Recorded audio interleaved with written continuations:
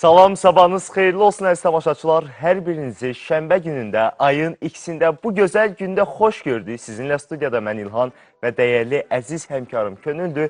Bu gün də yaxın 2 saat ərzində sizə bir-birindən maraqlı mövzuları təqdim edəcəyik. Bilirik ki, şənbə günüdür. Hər birinizin həftə sonu üçün müəyyən bir planlarınız var. Həmin planları həyata keçirmək istəyirsiniz və bugün iş günü deyil, bizi rahat-rahat izləyə bilirsiniz.